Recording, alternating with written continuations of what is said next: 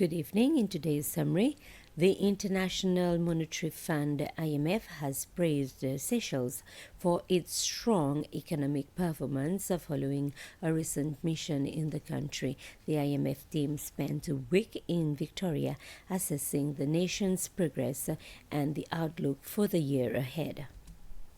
Led by Todd Schneider, the IMF delegation met with government and financial officials from November 3rd to 10th. Discussions focused on the government's new 100-day agenda, the upcoming 2026 national budget, and ongoing reforms aimed at supporting sustainable and inclusive growth. The fund projects Seychelles' economy to grow by more than 4% in 2025, driven by record tourist arrivals. Inflation has remained low, below 1%, supported by stable food and fuel prices and a steady rupee.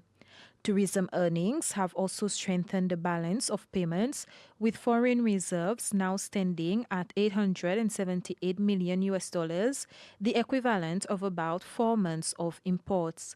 The external current account deficit has narrowed to around 5% of GDP, down from 8% last year.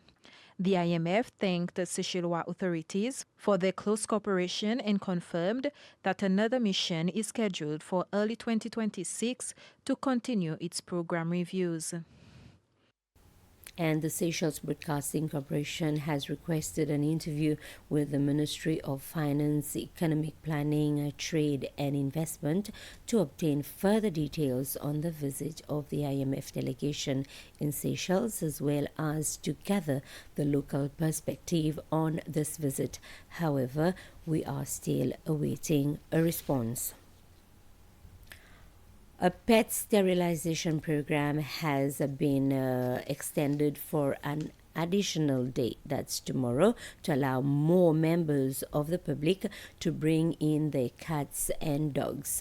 This free initiative is being conducted by a group of British vets volunteers, the Spay Sisters, in collaboration with the Seychellois vets.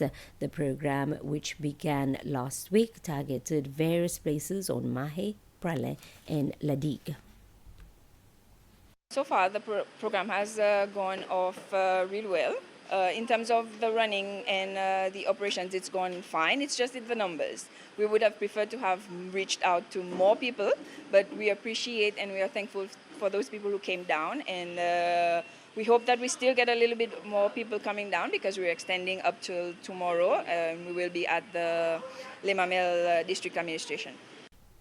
4 staff members of the Seychelles Business Studies Academy SBSA completed the Start Your Business and Improve Your Business SIYB International Training of Masters Trainers course organized by the International Labour Organization, the ILO. They received their certificate in a ceremony yesterday afternoon at the University of Seychelles at Anse Royal. The 10-day training was held at SBSA and was facilitated online by SIYB Master Trainer Developers. The 4 SBSA staff now join a group of World SIYB professionals equipped to deliver entrepreneurship training to support and grow businesses.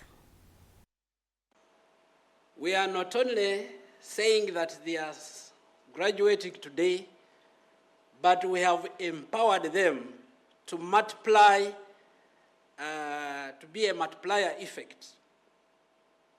Each one of them can actually train and certify a number of trainers. And the trainers they are going to train can train and certify or graduate a number of entrepreneurs. And that is the multiplier effect that you can think about.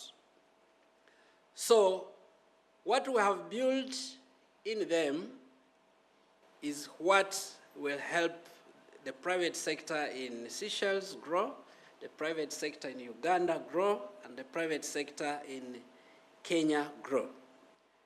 They can market this program to other partner organizations and government departments. They can build capacities of other trainers. They can also develop product and customize them to the needs of the consumers or the clients in the countries, as well as monitor the quality of the products or of the program in the countries. Over the past 5 years, the Seychelles Parks and Gardens Authority, SPGA, has developed several innovative methods to grow and restore coral in its marine parks. In the Courrières Marine Park, all bamboo fish traps are being used. In addition, SPGA uses another technique in which small metal rods are inserted into the seabed and fragments of live coral are attached to them to encourage growth. This method was showcased during a visit by 3 representatives from the regional office of the United Nations Development Programme, UNDP, and the delegation was highly impressed with the progress achieved so far, and their visit aimed to assess the impact of funding provided under a 6-year project launched in 2020. The Seychelles is nominating its first collection of cassettes to UNESCO's International Register for Documentary Heritage under the Memory of the World program. The collection, which covers the period of 1980 to late 1990s, is made up of some 600 cassettes with over 600 hours of audio recordings about the memories and cultural heritage of the Seychelles. Earlier this week, the National Memory of World Committee, chaired by Mr. Gabriel Isaac, met in a consultative meeting with its stakeholders to discuss the nomination and its timeline and challenges. The committee falls under the auspices of the National Institute for Culture, Heritage and the Arts. UNESCO Memory of the World program will give better visibility to the collection of heritage documents in Seychelles. And now we are particularly working on this collection of audio cassettes, which started in 1980 from a unit called the Oral Tradition Unit. And if we could get this on the UNESCO International Register, it would be a good thing for Seychelles. We'd be sharing the content, the existence of those cassettes with the world at large at a global level. That would be, I suppose, the most significant aspect of it. And also it enhanced the protection and preservation of those cassettes. It gave it more attention, and so that we can keep it as long as possible for posterity.